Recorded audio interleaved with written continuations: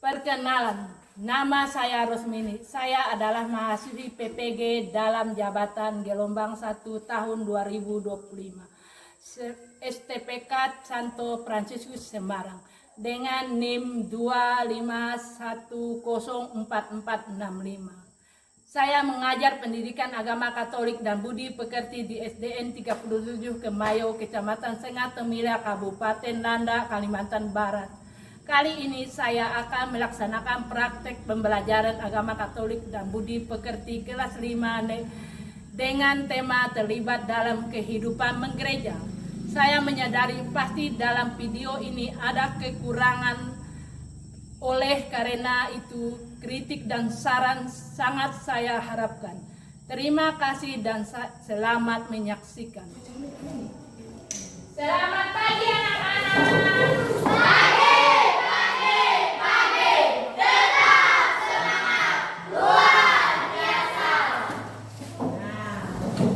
Sebelum kita memulai pelajaran, kita harus dengan berdoa. Ibu yang berdoanya ya. Mari kita angkat tanda kebenaran dalam nama Bapa dan Putra dan Roh Kudus. Amin. Allah Bapa yang Maha Baik, puji dan syukur kami panjatkan pada hari ini. Kami akan mengambil pelajaran video pembelajaran. Semoga Engkau menerangi kami dengan kuasa Roh Kudus-Mu agar berjalan dengan baik pelajaran kami ini. Karena Bapa dan Putra dan Roh Kudus. Ibu sebelum mulai kehadiran kalian, mungkin ada yang tidak hadir pada hari ini. Tarigas, hadir Bu. Talaraga, hadir Bu. Herlin, hadir Bu. Emma, Audi, hadir Bu. Farida Selam, hadir Bu. Berarti kalian semua hadir.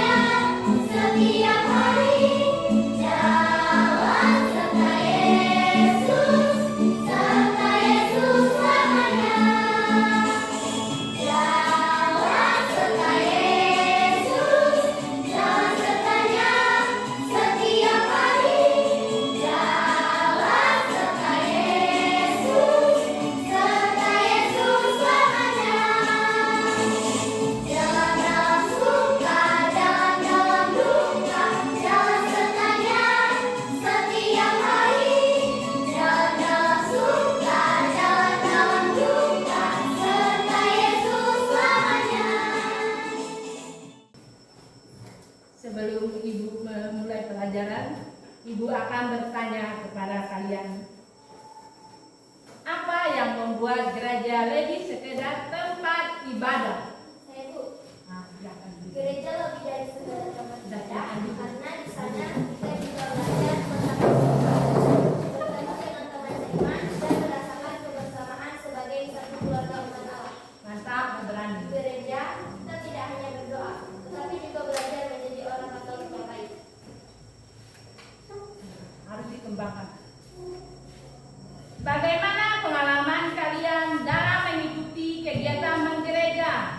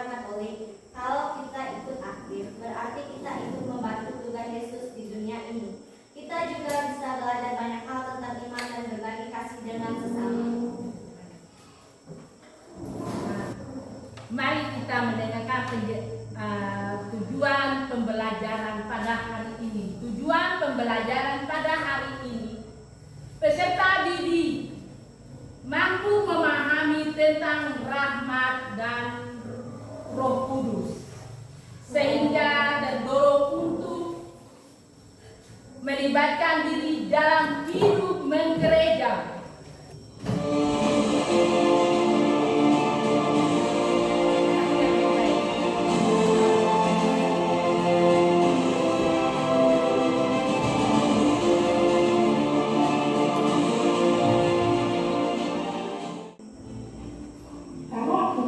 Lahir di London, Inggris pada tanggal 3 Mei 1991.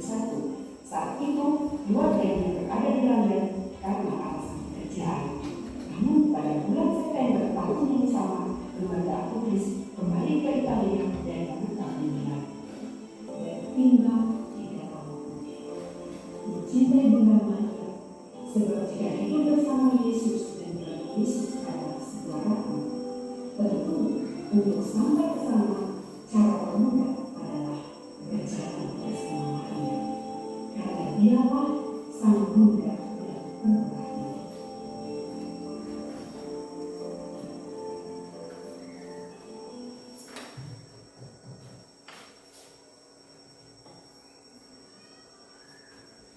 Kalian sudah menonton Carol Akutis. Ibu mau bertanya tentang film yang kalian lihat tadi. Bagaimana kesan kalian tentang film tadi? Ibu mau bertanya. Bagaimana kesan kalian terhadap Beato Carol Akutis tadi? Siapa yang berani menjawab? Saya sangat kagum pada Carol Akutis karena walaupun masih muda, dia sangat mencintai Yesus dan rajin ikut misa serta berdoa.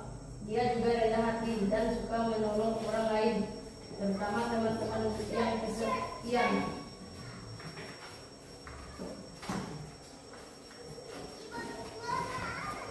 Ceritakan hal-hal yang bagaimana kalian menarik dari Beato Carol Akutis tadi. Siapa yang mau menyampaikan? Saya, Bu.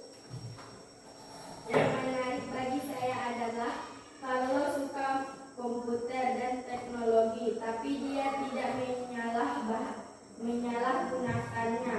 Dia bahkan membuat situs web tentang mukjizat Ekaristi. Dia juga tetap hidup sederhana walaupun keluarganya kaya. Ya, mantap, lebih berani lagi. Tunjukkan kemampuan. Ibu mau bertanya lagi. Dua lagi ibu tanyakan. Mengapa kalau Akutis disebut Santo Milenial diangkat menjadi pelindung internet? Silakan Kesa. Karena dia hidup tidak modern seperti kita dan suka memakai teknologi dengan bijak. Dia memakai internet untuk menyebarkan kasih Tuhan, bukan untuk hal buruk. Maka gereja menyanyikannya bagi internet ada bisa jika menjaga. Harus berani lagi. Lebih tingkatkan keberaniannya. Yesus sendiri adalah kepala gereja dan sebagai umat adalah anggota tubuhnya. Setiap anggota gereja memiliki peranan masing-masing dalam kehidupan menggereja. Ada tanda-tanda gereja. Siapa yang berani? Ada 4 tanda-tanda gereja. 1. Pino. Gereja Katolik adalah satu dalam iman dan ajarannya. Mantap, berani, tidak berani maju. Kudus. Silakan. Fadilah saya berdiri. Gereja berasal dari Tuhan. Dia kudus dan mengajak umat untuk hidup kudus. Mantap dan berani. Katolik. Universal untuk semua orang di seluruh dunia. Mantap dan berani. Mana Sebastian Saputra?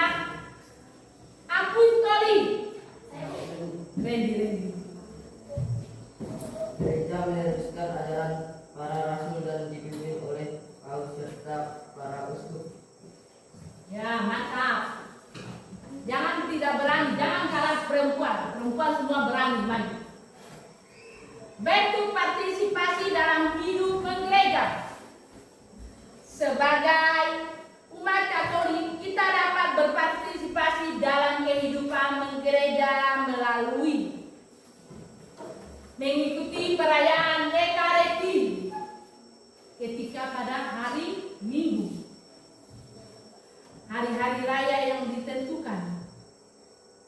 Karena tidak ada semangat, mari kita teguh. Silakan berdiri. Karena tak mau masuk semua.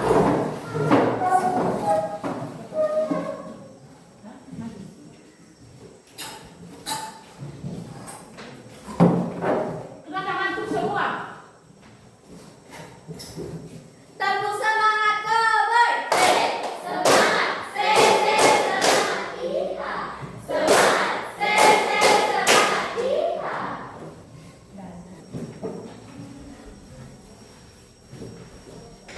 Bunyi kisah para rasul.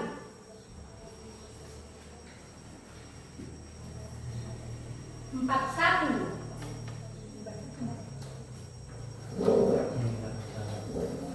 Dibaca 41 kan, orang-orang yang menerima perkataan itu memberi dirinya dibaptis, dan pada hari itu jumlah mereka bertambah kira-kira 3.000 jiwa. Itu dibaca 42 ayat 42. Mereka bertekun dalam pengajaran, rasul-rasul dalam persekutuan. Dibaca bunyinya, dalam persekutuan. Dan mereka selalu berkumpul untuk memecahkan roti dan berdoa. Baca dulu. Baru bisa menjawab pertanyaannya.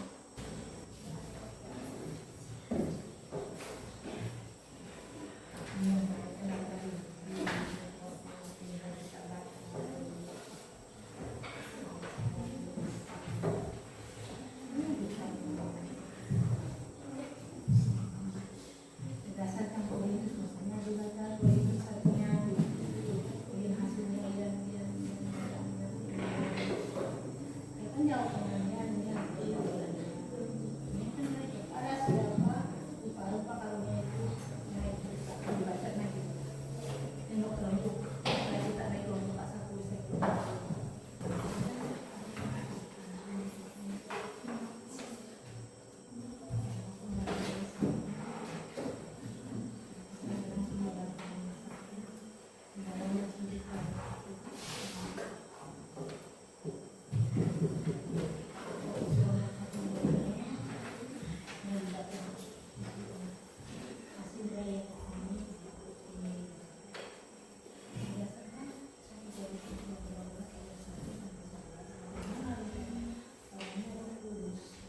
Sudah selesai coba pekerjaannya?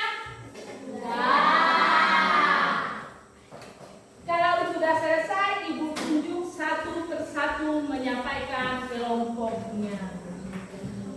Siapa yang dulu mau maju ke depan? Kelompok pertama siapa?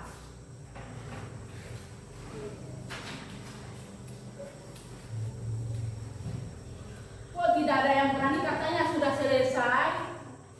Dwi Nabila, kelompok pertama.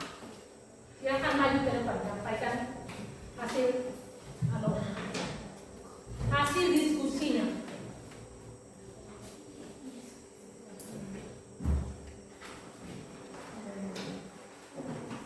Persamaan kegiatan jemaat perdana dan kegiatan gereja zaman sekarang.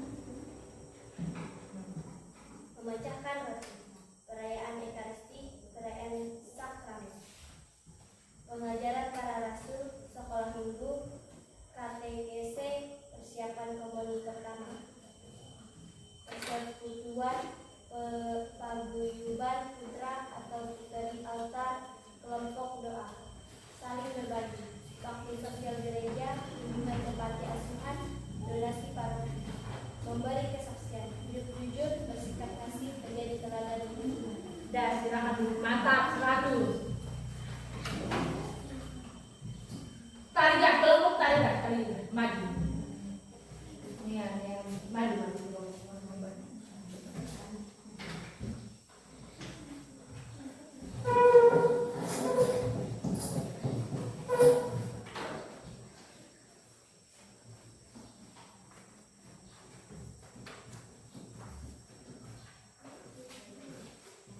Bagian yang B.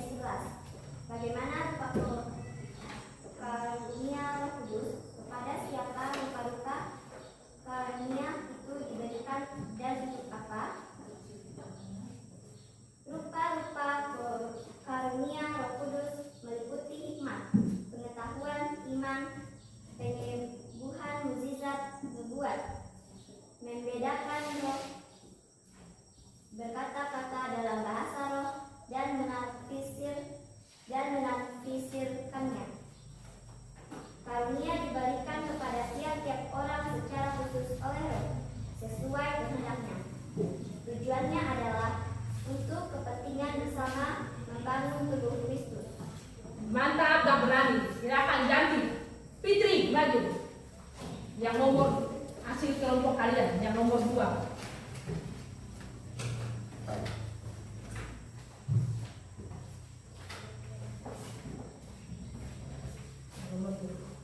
Berdasarkan Kisah ayat 2 bab 41 sampai 47. Karunia apa yang diberikan kepada para rasul? Bagaimana para rasul menggunakan karunia itu?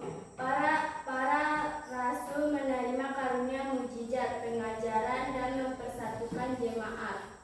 Mereka menggunakannya untuk mengajar, memecah roti, berdoa bersama, membuat tanda ajaib, dan melayani kebutuhan jemaat.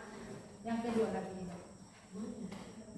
Karunia apa yang diberikan kepada Carlo Acutis? Karunia iman yang kuat, kemampuan teknologi, dan devosi mendalam pada Ekaristi. Bagaimana Carlo Acutis menggunakan karunia itu? Ia menggunakan teknologi untuk evangelisasi dengan membuat situs web tentang mujizat Ekaristi. Ia hidup sederhana, dermawan, dan berdevosi kepada Ekaristi dan Bunda Maria.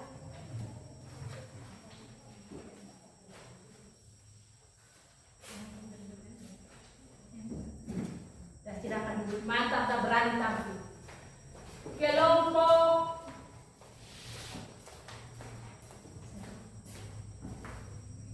Tarigas maju, Tarigas. Hasil dari kelompok Nabila memecahkan roti. Perayaan jawabannya perayaan Ekaristi, perayaan sakramen, pengajaran para rasul, sekolah minggu, katekese, persiapan komuni pertama, persekutuan, keguyupan putera, putri altar, kelompok doa, saling berbagi, bakti sosial, gereja, kunjungan ke panti asuhan, donasi paroki, memberikan kesaksian, hidup jujur, bersikap kasih, menjadi teladan di lingkungan. Berarti kelompok mereka sudah tanda diberi tepuk tangan. Kelompok Dwi Nabila. Kelompok Tarigas. Berdasarkan 1 Korintus bab 12 ayat 1 sampai dengan 11. Bagaimana rupa karunia Roh Kudus? Kepada siapa rupa-rupa karunia itu diberikan dan untuk apa? Jawaban kelompok Tarigas. Rupa-rupa karunia Roh Kudus meliputi hikmat, pengetahuan, iman, penyembuhan, mujizat, nubuat, dan membedakan roh, berkata-kata dalam bahasa roh, dan menafsirkannya. Nomor 1.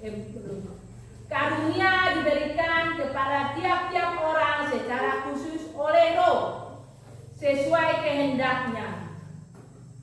Tujuannya adalah untuk kepentingan bersama, membangun tubuh Kristus. Yang kedua, berdasarkan Kisah Para Rasul bab 2 ayat 41 sampai dengan 47. Ini kesimpulan. Materi terlibat dalam kehidupan gereja kelas 5. Disampaikan dalam bentuk tanya jawab bersama peserta didik. Guru anak-anak, setelah kita belajar tentang bagaimana kita bisa terlibat dalam hidup menggereja, sekarang ibu ingin bertanya, menurut kalian apa arti hidup menggereja? Siapa yang berani menjawab? Fitri, silakan berdiri. Hidup menggereja artinya ikut ambil bagian dalam kegiatan di gereja seperti misa, doa bersama, dan pelayanan. 100 dan berani tampil. Bagus. Nah, siapa saja yang boleh terlibat dalam kehidupan menggereja? Siapa yang berani? Saya, Bu. Nah, berdiri. Silakan. Semua umat Katolik termasuk anak-anak seperti kami juga boleh dan harus ikut terlibat. Mantap dan berani. Betul sekali. Lalu apa saja bentuk keterlibatan kalian yang bisa dilakukan sebagai anak-anak? Nah, berdiri. Bisa jadi putra altar, ikut kor, ikut bersih-bersih gereja, ikut perarakan saat misa, atau mendoakan teman-teman. Mantap dan berani. Nilainya 100.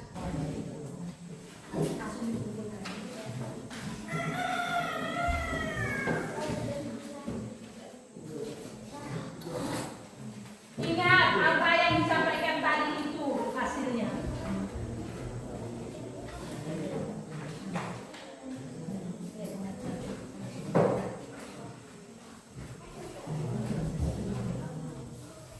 Kerjakan dengan teliti. Kalau sudah boleh dikumpulkan ke depan.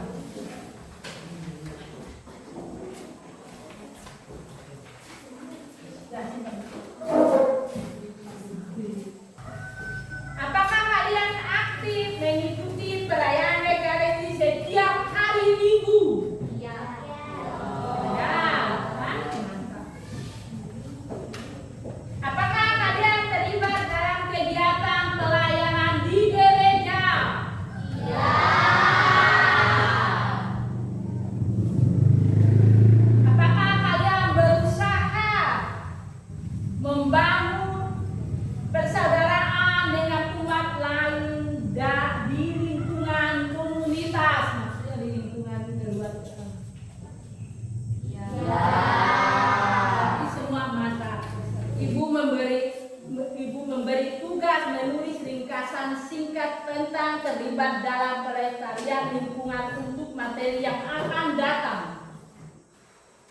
Nanti itu tugas kalian dikerjakan. Setelah itu mari kita berdoa dengan doa penutup.